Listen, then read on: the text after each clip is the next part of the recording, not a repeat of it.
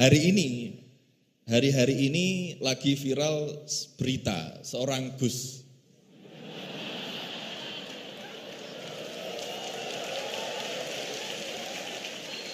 Mohon izin.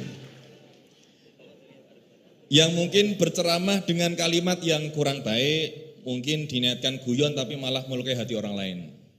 Tapi Masya Allah Gus Bahak guyon tapi tidak pernah melukai hati orang lain.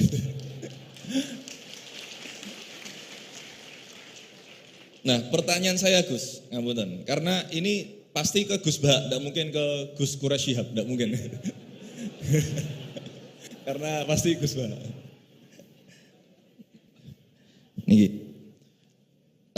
Sebenarnya sejarah panggilan Gus ini seperti apa gitu.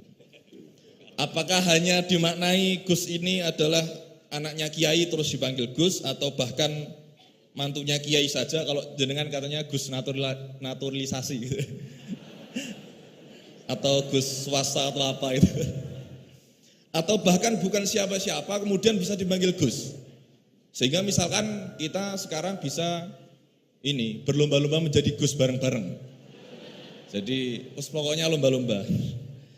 Nah, dan apakah ini hanya di Jawa saja? Karena di Madura juga kami sering mendengar ada panggilan Lora. Lah ini sejarahnya sebenarnya apa gitu loh. Apakah juga kalau sudah menjadi kiai tidak bisa menjadi Gus lagi? Atau kalau sudah menjadi Gus tidak bisa naik menjadi kiai? Gitu ya.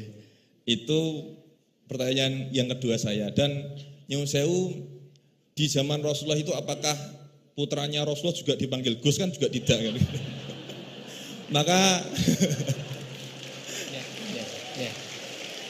Maka kalau Gus ini tidak ada di zaman Rasulullah, berarti semua Gus ini bid'ah gitu loh. Karena Gus tidak ada di zaman Rasulullah. Ngeten nggih. Ya, jadi intinya sejarahnya dan standarisasi Gus itu apa yang orisinil gitu. Yang kalau misalkan di Indonesia ini yang Gus orisinil hanya jenengan, berarti semuanya palsuan gitu. Lah ini tentu bisa dijelaskan Gus. Ngapunten, matur suwun sangat. Wassalamualaikum warahmatullahi wabarakatuh. Waalaikumsalam warahmatullahi wabarakatuh. Dari Gus Bahak aja. Ini yang provokatif dulu itu ya.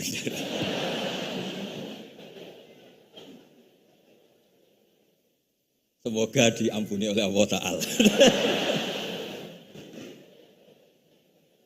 Begini, satu itu saya tidak medsosan, tapi ya dengar-dengar laporan macam-macam lah tentang sekian pihak itu.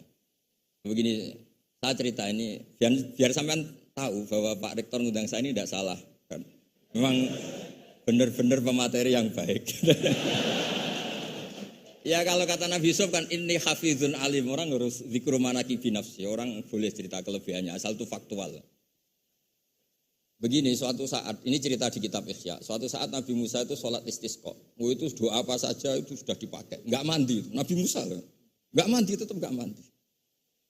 Kata Allah, inna fihim namaman, di komunitas Anda yang ikut sholat itu ada yang tukang adu-adu, namam, provokator.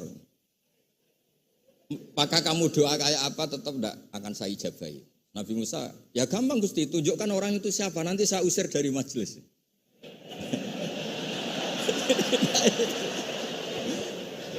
Jawabnya Allah itu lucu. Saya ini orang yang mengharamkan namam, mengharamkan namimah. Kalau saya menunjuk orang itu berarti saya juga namam. Intinya itu Allah terus mengabaikan sekian peristiwa namam. Jadi kalau pertanyaan provokatif terus kayak gitu tuh mesti diabaikan oleh Allah Ta'ala. Karena nanti repot itu.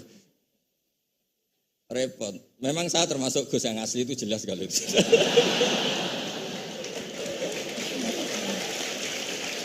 Itu, nah ini Pak Fatullah tahu betul keluarga saya karena beliau orang Jepara ngajinya di